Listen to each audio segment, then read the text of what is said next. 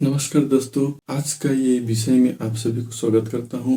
आज हम बात करने कटरपिलर लूफर के बारे में। क्या आप कटरपिलर लूफर के बारे में जानते हैं? नहीं तो ये वीडियो आपके लिए पूरा डिटेल्स में एक एक करके पूरा बताने वाला हूँ, जानकारी मिलने वाली है। ये कटरपिलर लूफर क्या है, कटरपिलर लूफर किस तरह से कंट्रोल किया जाता है, ऑर्गेनिक में किस तरह से कंट्रोल किया जाता है, इसका बॉडी स्ट्रक्चर, बॉडी कैसे दिखता है, कैसा होता है, या कौन कौन सी फसलों पे होता है, या फिर कटरपिलर का लाइफ साइकिल क्या होता है, या जब ये अटैक करता है तो इसको क्या लक्षण होता है, या इसको किस तरह से पहचानेंगे।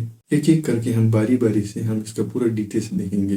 ये कटरलूफर पिलर क्या है? कटरलूफर पिलर को इंचबर्म भी कहा जाता है। ये पत्ती को खाने वाले कीड़ा माना जाता है, ये पत्ती को खाता है। ये लूफर कटरपिलर इसीलिए कहा जाता है क्योंकि ये लूप जैसे चाल चलती है, लूप जैसे अपना शरीर को बना के आगे बढ़ता है। ये सामान्य तौर पे शरीर इसका मुड़ के जमीन को ऐसा माप रहा है जिसे दिखाई देती है, इसीलिए इसको कैटरपिलर लूफर कहा जाता है। अगर इसकी पूरी बॉडी का स्ट्रक्चर और इसकी बनावटी ये किस तरह का होता है, किस तरह का दिखता है, तो इसकी बात करें तो कटरलूफर पिलर इसका आकार लंबा होता है, पतला होता है, बेलनकार जैसी होती है और चिपचिपा शरीर होता है। शरीर की लंबाई 15 mm से 35 mm तक प्रजाति विकसित चरणों के अनुसार अलग अलग होती है।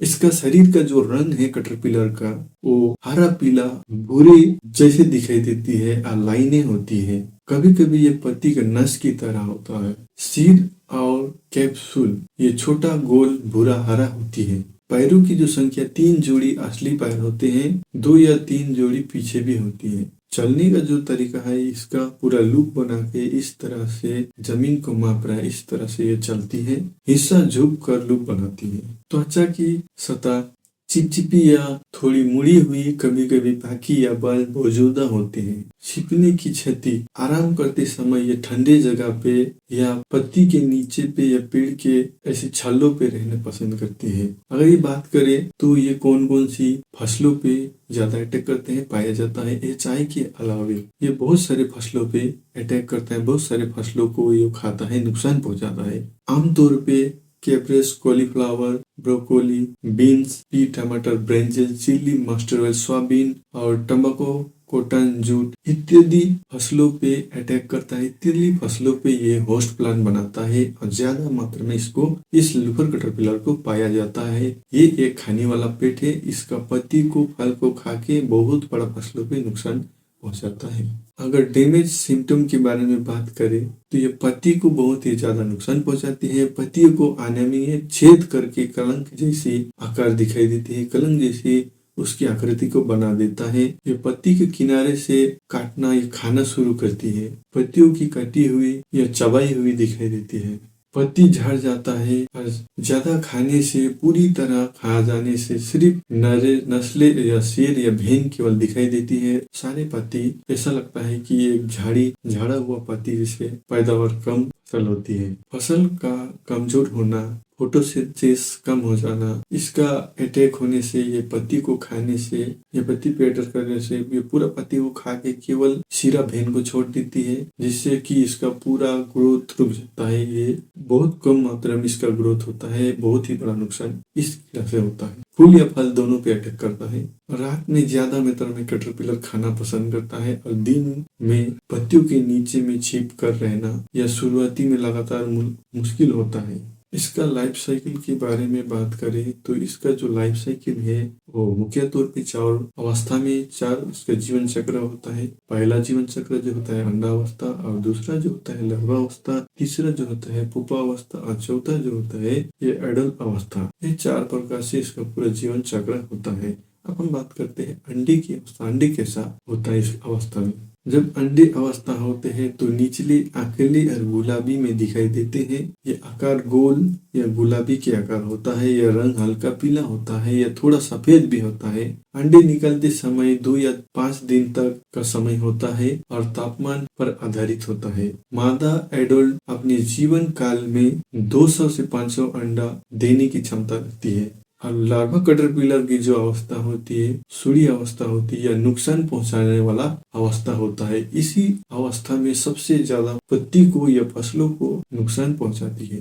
नई नर्वे लार्वा हल्के हरे रंग के होते हैं। बड़े होने पर ये सफेद थोड़ा धनियों के साथ हरे हो जाते हैं। लार्वा लूपर मूविंग दिखाई देती है। ये चलते समय शरीर को ऊपर से मुड़ के नीचे एक लूप बनाती है। ये 5 से 6 लार्वा अवस्था होता है। इसकी अवधि 12 से 20 दिन तक इसका जीवन चक्र होता है।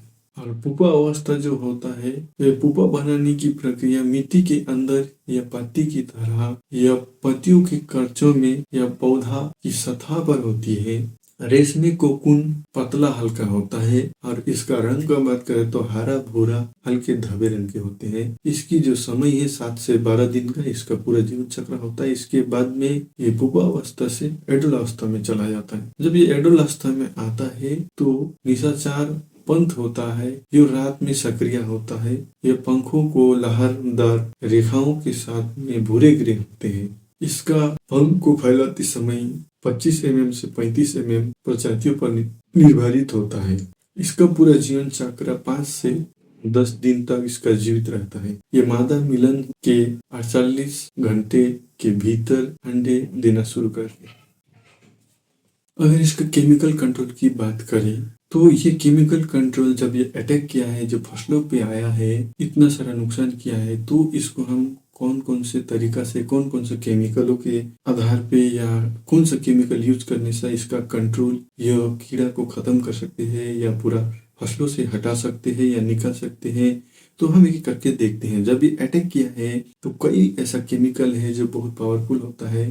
आप एक एक करके उपयोग कर सकते हैं। पहला आप लेमडा यूज कर सकते हैं। लेमडा क्रांति ब्रांड का होता है। ये 250 ml प्रति एकड़ में उपयोग कर सकते हैं। अगर इससे भी काम नहीं हुआ तो स्पिनोसाइड 45% ट्रेसर कंपनी ब्रांड का होता है। ये 75 ml प्रति एकड़ में इसका उपयोग किया जा सकता है, ये आप कर सकते हैं। और सबसे पावरफुल और सबसे अच्छा केमिकल होता है जो कि आप इसको यूज करने के बाद में अगर नहीं उपयोग हो रहा है तो इमामेथ्रिन बेंजोएट 5% EC मिसाइल ब्रांड का आप यूज कर सकते हैं। मिसाइल ब्रांड का जो इमामेथ्रिन बेंजोएट ब्रांड होता है 80 ग्राम प्रति एकड़ में प्रति 200 लीटर पानी में आप घुलनशील मिला के स्प्रेइंग करने से 80% से 90% तक पूरा ये साफ हो जाता है, यानी कि पूरा कंट्रोल हो जाता है।